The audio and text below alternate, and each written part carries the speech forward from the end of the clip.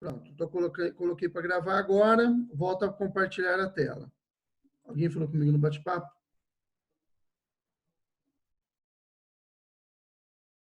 Tá bom. Vamos lá.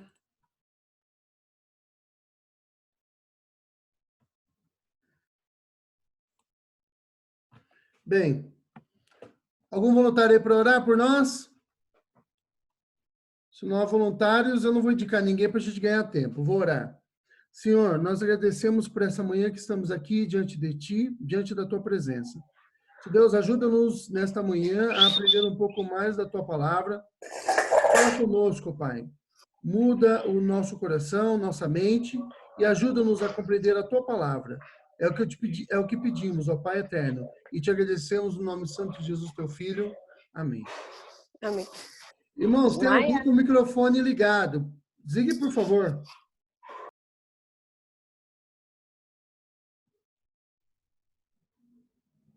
Obrigado. Vamos lá. Bom, nossa aula, então, de hoje sobre antropologia bíblica. Eu vou ler com vocês, convido vocês que abram suas Bíblias também, em Gênesis capítulo 1.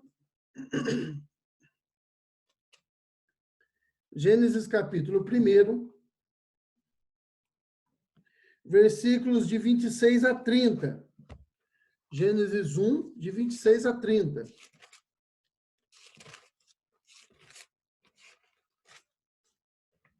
Eu vou ler em voz alta aqui, tá bom? Vocês acompanham de forma silenciosa.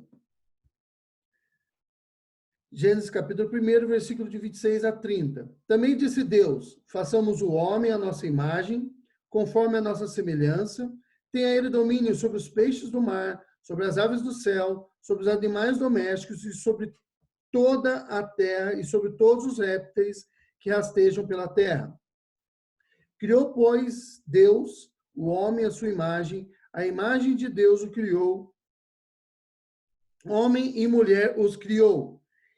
E Deus os abençoou e lhes disse, sede fecundos, multiplicai-vos, enchei a terra e sujeitai-a, dominai sobre os peixes do mar, sobre as aves do céu e sobre todo animal que rasteja pela terra. E disse Deus ainda, eis que vos tenho dado toda a erva do campo, que dão semente e se acham na superfície da terra, e todas as árvores em que há fruto que dê semente. Isso vos será por mantimento. E a todos os animais da terra, e a todas as aves dos céus, e a todos os répteis da terra, em que há fôlego de vida, toda a erva verde lhes será por mantimento. E assim se fez. Vamos ler também, continua com sua Bíblia aberta, capítulo 2 de Gênesis, então é o próximo capítulo aí, versículo 7, depois o 18, o 21 e o 22. Deixa eu aceitar algumas pessoas que estão na sala de espera aqui. Aí. Capítulo 2, versos 7, 18, 21 e 22. Olha o que está escrito aqui. Então formou o Senhor Deus ao homem do pó da terra, e lhe soprou nas narinas o fôlego de vida, e o homem passou a ser alma vivente. Versículo 18. Disse mais o Senhor Deus, não é bom que o homem esteja só. Far-lhe-ei uma auxiliadora que lhe seja idônea.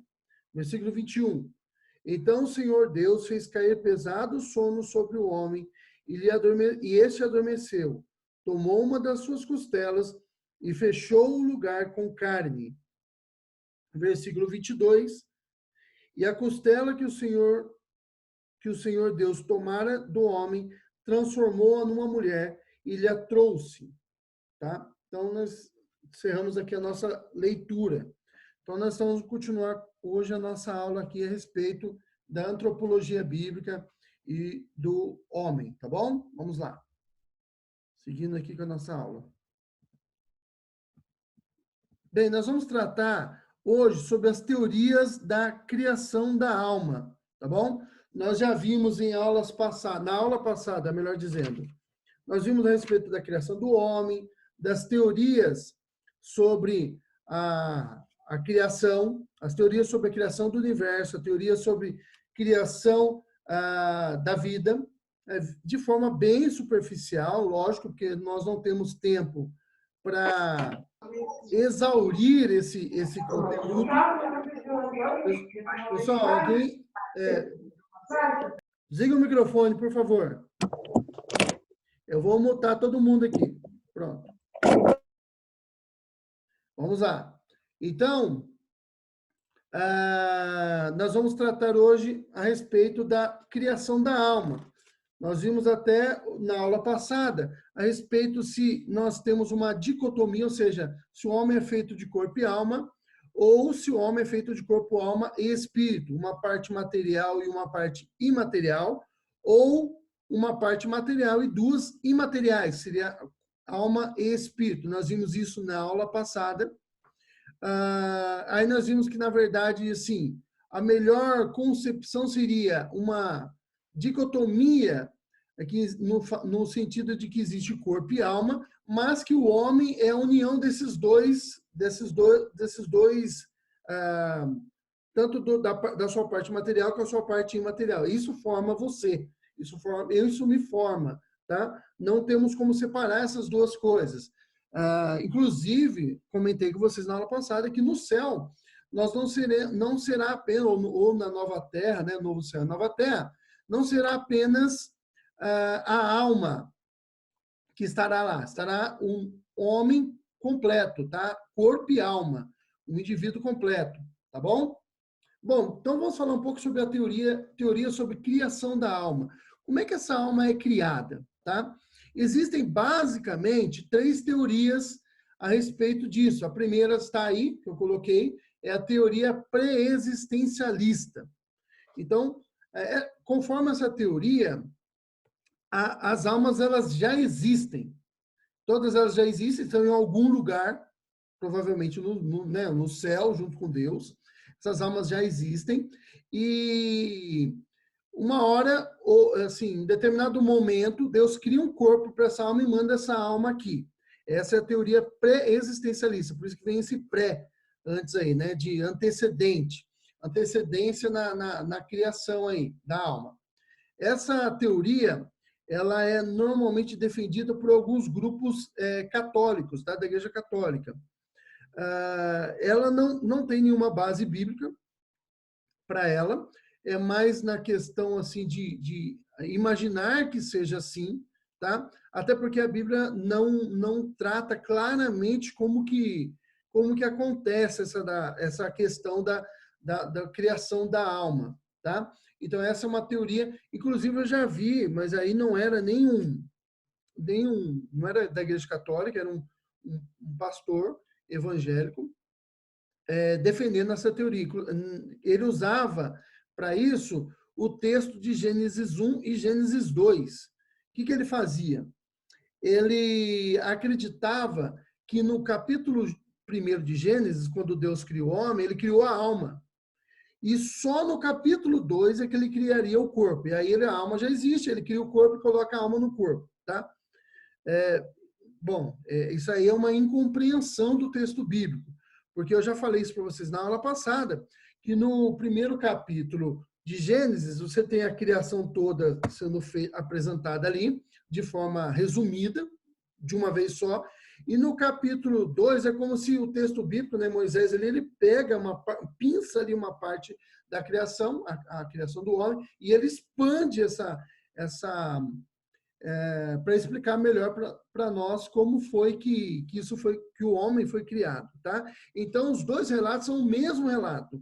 Só que no capítulo 2, a criação do homem ela é expandida para nós. É como se Moisés colocasse uma lupa ali, só naquela parte assim, e mostrasse para nós como foi que aconteceu a criação do homem. Por quê?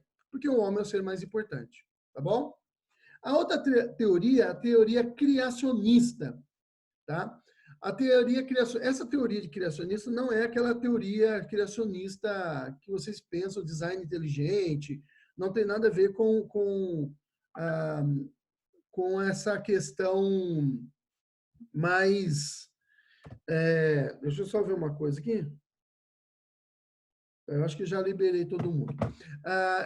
Não tem a ver com essa teoria científica, tá? Tem a ver com o fato de Deus criar alma por alma, tá? Essa teoria afirma que Deus cria a alma de cada pessoa. Então, à medida que Deus cria, o espermatozoide fecunda o óvulo, Deus cria uma alma para aquele ser, para aquele indivíduo ali. Então, Deus cria alma por alma, tá? Uma a uma. Todas elas são criadas com uma ação positiva de Deus, ou seja, ele está agindo ali de forma positiva. Essa questão de positiva ou passiva, deixa eu explicar para vocês, não tem a ver com a nossa visão de positivo e passivo, ou negativo, tá? O positivo é quando você tem uma ação direta, tá fazendo a coisa. E uma passiva é quando ele permite que a coisa aconteça, tá? Depois nós vamos ver isso aí mais com calma. Alguém está aqui me chamando bate-papo? Ah, tá bom, o pastor tá certo, pastor. Entendi. Então, essa teoria acredita, né, ela defende que Deus cria a alma de cada indivíduo, de cada homem, tá? Essa teoria é defendida por grupos evangélicos. Inclusive, essa é a teoria mais... O que é isso comeu? Riscaram aí o meu PowerPoint aí. Essa teoria, ela é defendida pelos círculos evangélicos reformados, tá bom? Outra teoria, que também é defendida pelos cristãos, pelos evangélicos, melhor dizendo, é a teoria traducionista. O que a teoria traducionista afirma? Tá? Ela é defendida por alguns grupos evangélicos também, tá? Está bem? Mas o que ela afirma? Ela afirma,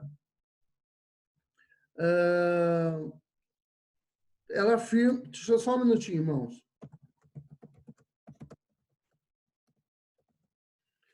O Tarcísio está dizendo que ele não está me vendo, mas está me ouvindo, Tarcísio? Estou te ouvindo. Veja aí, às vezes, é porque o PowerPoint está na frente, né? É só você clicar aí no quadradinho que está aparecendo você clica aí, ele aparece algumas configurações para habilitar a minha aparência aí, tá bom? Eu já cliquei aqui várias vezes, não aconteceu nada, não. Não? Não. Aí teria que dar uma olhada depois. Então, Dá mais bem, uma pode função. falar aí. Vou continuar aqui, tá bom? É que a minha internet, esse Hã? aqui é o problema. O problema Pode é da minha ser. internet. Esteja fragmentando, né? É. Tá. Eu vou continuando aqui, então. Mas tá dando para me ouvir? Ok. Dá para ver o slide também? Não. Então eu acho que é a internet mesmo. Acho que... É. Mas vamos lá, então. Então, a outra teoria seria a teoria traducionista. O que essa teoria afirma? Alguns grupos evangélicos também defendem ela. Que no momento da fecundação, quando o espermatozoide fecunda o homem, né? Fecunda o óvulo, naquele momento é gerado tanto o corpo, é gerado o indivíduo completo. Então, a nossa alma viria, da mesma forma que os nossos genes vêm dos nossos pais, a nossa alma também viria dos nossos pais, tá? Então, ela é gerada junto com o corpo e, portanto, é transmitida pelos pais. Essa é a teoria traducionista, tá? Essa teoria traducionista, irmãos, eu só estou usando um pedacinho dela, mas ela é muito mais abrangente do que isso também, tá? Como a teoria criacionista, a teoria pré-existencialista, todas elas são muito mais, eu estou falando aqui de forma bem resumida, mas elas são bem mais complexas do que estou passando aqui para vocês, tá bom? Mas basicamente é isso que cada uma dessas teorias afirma. Tanto a primeira teoria, a pré-existencialista, ela é rejeitada pelos evangélicos. Os evangélicos não concordam com ela, não vem base nenhuma para afirmá-la, tá? A segunda e a terceira, elas podem ser que tenham alguma validade. Eu vou ler com vocês aqui, eu peço que vocês abram suas Bíblias e leiam comigo. Eu vou ler em voz alta, vocês lerão aí de forma silenciosa o texto de Eclesiastes 12, 7. Então, o livro de Eclesiastes, capítulo 12, versículo 7. Coloquei aí os textos aí Aí depois nós vamos ler aos Hebreus, capítulo 12, verso 9. Então, Eclesiastes 12, 7 diz assim: e o pó volte à terra como era, e o espírito volte a Deus que o deu, tá? Então, esse texto aqui, ele é utilizado para validar a teoria criacionista, ou seja, todo espírito ou toda alma vem diretamente de Deus, tá bom? Hebreus 12, 9, olha o que o texto diz aqui, vamos ler. Hebreus 12, 9, nos fala o seguinte. Vou ler aqui para vocês. Além disso, tínhamos os nossos pais segundo a carne, que nos corrigiam e os respeitávamos. Não havemos de estar em muito mais submissão ao Pai espiritual e então viveremos? Olha só o que o escritor aos Hebreus está dizendo aqui. Nós tínhamos os nossos pais segundo a carne, ou seja, que nos gerou fisicamente, tá? Gerou o nosso corpo. Nós respeitávamos esses pais, pai e mãe, que nos geraram de forma biológica. Por que não geraríamos aquele que nos criou, nosso pai espiritual, pai, ou seja, aquele que gerou o nosso espírito, tá? Então, esses dois textos aí são utilizados para afirmar a teoria criacionista. A teoria traducionista, ela não tem um texto claro que poderia ajudar, é mais assim uma compreensão, tá bom? Que Deus criou todas as coisas e ele, ao dizer ali no Gênesis, sejam fecundos, multiplicáveis, encher a terra, Deus já possibilitou, colocou no homem a possibilidade de gerar tanto biologicamente, fisicamente, quanto a alma dos indivíduos, tá bom? Vamos lá, seguindo aqui na nossa aula. A queda. Bom, essa é a parte bastante importante da nossa aula. A queda, como sempre, eu pego um texto da Confissão de Fé de Westminster, que, novamente, eu vou recomendar a vocês. Leiam a Confissão de Fé, muito boa. É um tratado de teologia sistemática muito legal, tá? Você tem de graça na internet, você consegue baixar aplicativos da Confissão de Fé. Recomendo bastante que você leia, tá? A Confissão de Fé de Westminster. No capítulo 6 da Confissão de Fé, trata da queda do homem e do pecado, tá? E do castigo. Então, eu não coloquei todo o capítulo 6 aqui, mas eu coloquei 4 itens do capítulo 6 aqui, senão ia ficar muito longo aqui para a gente ler isso tudo, tá bom? Então, vamos lá. Capítulo 6, o primeiro ponto aqui do capítulo 6 diz o seguinte: nossos primeiros pais, aí está se referindo a Adão e Eva, tá? Seduzidos pela astúcia e tentação de Satanás, pecaram, comendo do fruto proibido. Segundo o seu sábio e santo conselho, foi Deus servido permitir este pecado deles, havendo determinado ordená-lo para a sua própria glória. Tá bom? Tem bastante teologia nessa afirmação aí. Tem aspectos muito profundos da teologia sistemática aí, da teologia bíblica nesse primeiro ponto aí, mas eu não vou entrar nele, porque senão nós teríamos que fazer um curso só para estudar essa questão aí, tá bom? Só esse primeiro ponto. Então, aí está dizendo aí da queda, os nossos primeiros pais caíram. Segundo ponto. Vamos lá ao segundo ponto. Por este pecado, eles decaíram da sua retidão.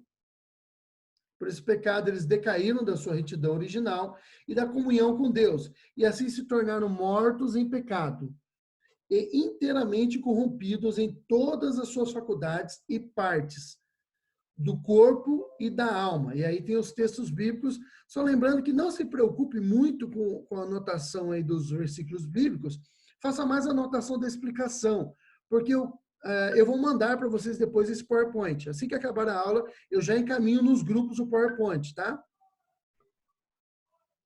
Então, vamos lá. Olha o que está dizendo aqui. Pelo pecado, os homens caíram, tá? Nossos pais caíram. E por conta disso, eles perderam a comunhão com Deus, tá? Lembra daqueles mandatos que eu tratei na aula passada? O mandato espiritual, o mandato social e o mandato cultural? por causa do pecado, o mandato cultural foi, ou melhor, o mandato espiritual foi totalmente interrompido. Bom, e esse pecado, ele corrompeu o homem em todas as suas estruturas, tá? Em todas as suas faculdades. A mente do homem foi afetada, o corpo do homem foi afetado, tá? Ou seja, foi maculada a alma do homem, o homem. Então, o homem hoje não consegue mais se voltar a Deus por si só. Nós vamos tratar mais sobre isso mais à frente, tá bom? Nessa aula de hoje. Seguindo aqui, terceiro ponto aqui do capítulo 6. Sendo eles o tronco de toda a humanidade, ou seja, da onde deriva toda a humanidade, Adão e Eva, o delito dos seus pecados foi imputado a seus filhos. Ou seja, todos os herdeiros de Adão e Eva têm esse pecado imputado a eles. Todos nós somos pecadores por causa deles. Eu vou tratar já a respeito disso daí, tá? Que a gente chama de pecado original, tá bom? E a mesma morte em pecado, bem como a sua natureza corrompida. Então, como o homem pecou, como Adão e Eva, ambos pecaram, todos os demais homens, né, todos, homens e mulheres, aí eu estou falando no sentido de humanidade, toda a humanidade está em pecado. Todos os descendentes de Adão e Eva estão em pecados. Ele era o nosso representante legal, né, o nosso, diante de Deus, nosso representante federal, pactual, tá? E quando eles pecaram, quando Adão pecou, na verdade, todos nós nos tornamos pecadores. E aí, tanto a morte física quanto a morte espiritual passou para todos nós. Então, todos nós envelhecemos, todos nós adoecemos, sentimos cansaço, até que um dia nós morreremos completamente, tá bom? E isso também, tanto fisicamente como espiritualmente, nós já nascemos mortos, tá? Vamos lá. Condição do homem em relação ao pecado. Thomas Boston, tomando por base o Agostinho de Hipona, né, que é o Santo Agostinho, ele classifica os 4 estados da natureza humana em relação ao pecado. Aí eu vou tratar um pouco com vocês a respeito disso aqui. Então ele divide, Agostinho dividia, na verdade, o homem em 4 estágios. E aí o Thomas Boston, ele vai dar nome a esses estágios aí, tá? O primeiro estágio é o estágio que o homem foi criado. Adão e Eva, criação perfeitos, tá? É o chamado estágio por Thomas Boston de integridade primitiva. E aí ele utiliza um termo que Agostinho utilizava em latim. Ele, nesse primeiro momento, quando o homem foi criado, nesse estado de integridade primitiva, por ser primeira, tá? Não pensa primitivo Jurassic Park, tá bom? Primitivo no sentido de primeiro, tá? Nesse estado, o homem, ele usufruía da posse não pecar, posse pecare e posso não pecare. Ou seja, o homem, nesse momento que ele foi criado, ele tinha a possibilidade de pecar e de não pecar. Ele tinha essa condição, tá? De pecar e não pecar. Pecar ou não pecar. Ele, nesse momento, antes do primeiro pecado, ele tinha essa condição, tá bom? A segunda condição é a condição que nós vivemos após a queda. A partir do momento que o homem pecou, ele vive o estado de não posse não pecar. Ou seja, eu não posso não pecar. Eu só posso pecar. Eu não consigo fazer outra coisa a não ser pecar. O tempo todo eu peco. Eu não consigo evitar essa condição, tá? Hoje o homem está no sentido caído, tá bom? Então ele não consegue não pecar.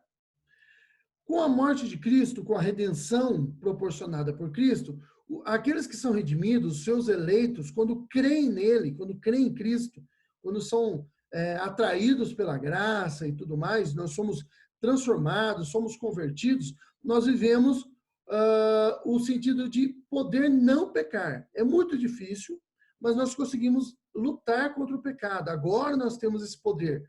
Antes nós não podíamos. Antes de sermos salvos, antes de nós sermos convertidos por Deus, nós não podíamos lutar contra o pecado. Agora nós podemos, tá? Então nós vivemos um sentido de poder não pecar, mas ainda pecamos, tá bom? Então nós não estamos no estado de graça, tá? Pleno, na glorificação plena, tá bom? E o último estágio do homem será quando Cristo vier buscar a sua igreja, quando nós somos conformados à imagem de Cristo, quando Ele vier nos retirar deste mundo, criar novos céus e nova terra e nos inserir nesse novo céu e nova terra, nós viveremos o estágio, tá, da felicidade ou miséria consumada. Tá? Acabou nossa miséria. E aí nós viveremos o estágio de não poder mais pecar. Né?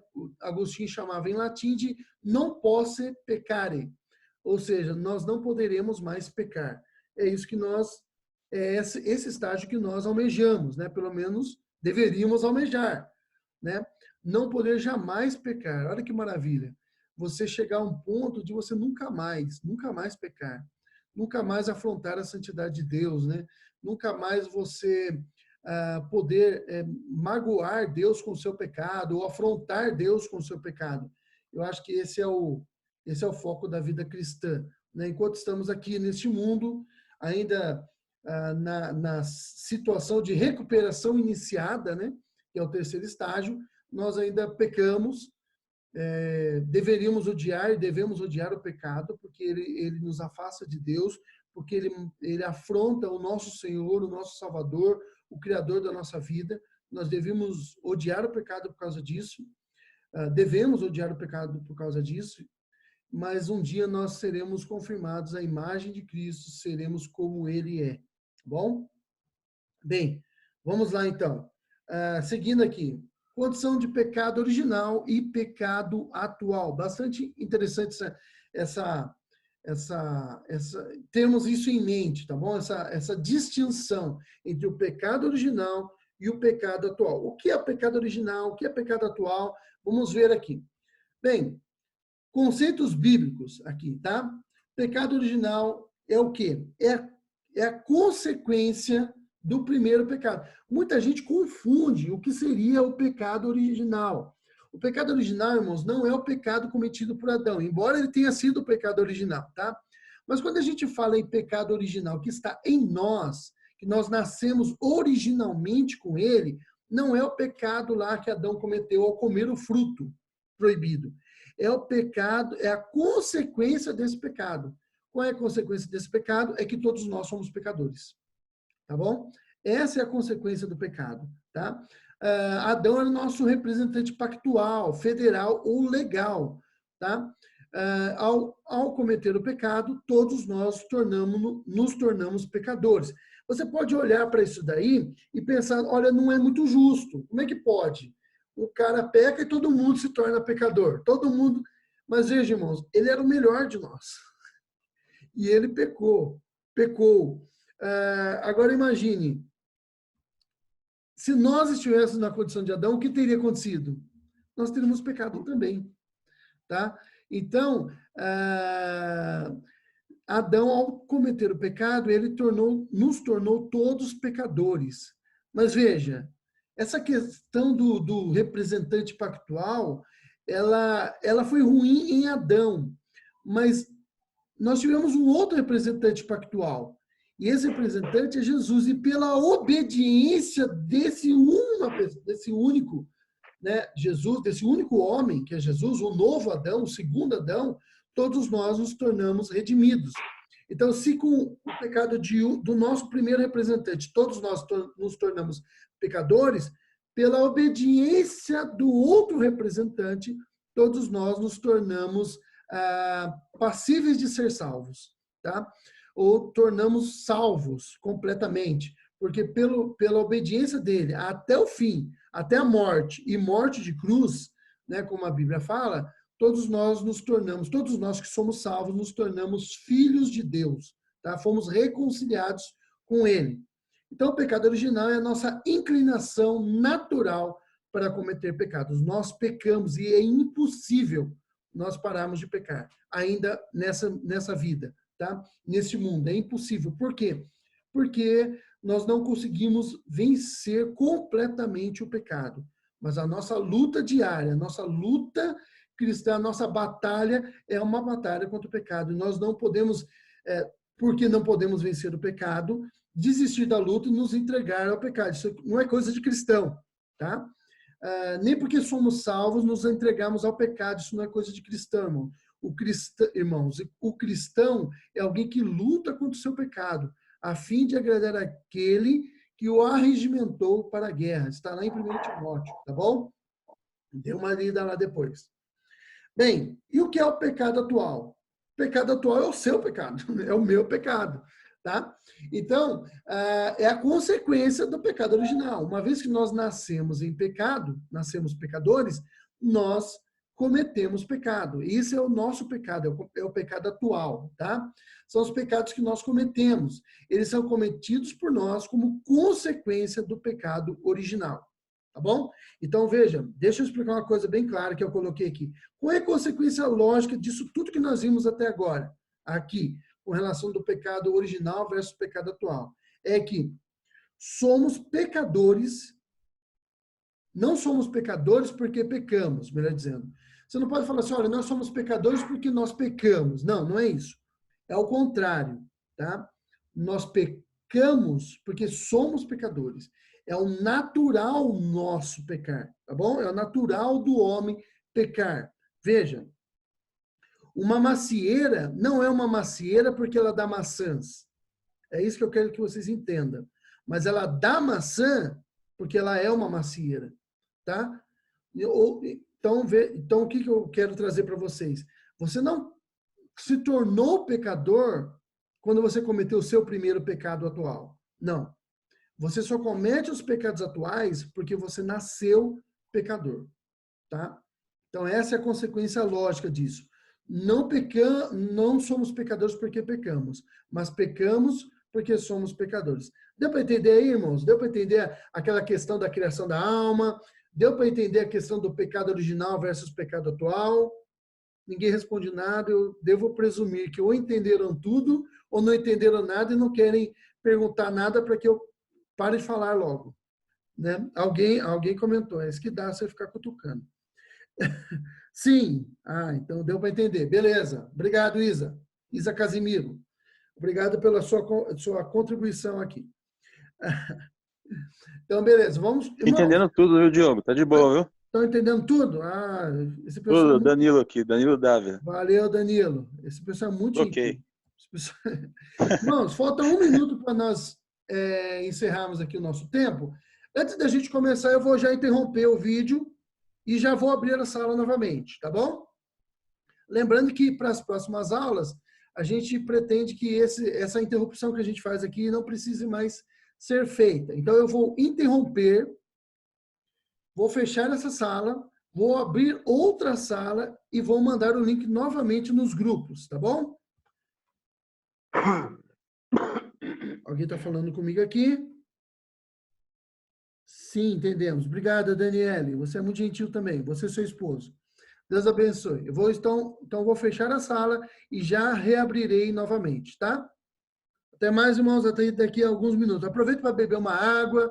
Quem precisar dar uma esticada na perna aí, fazer um alongamento, faça. Tem um minuto para isso. Um abraço, até daqui a pouco.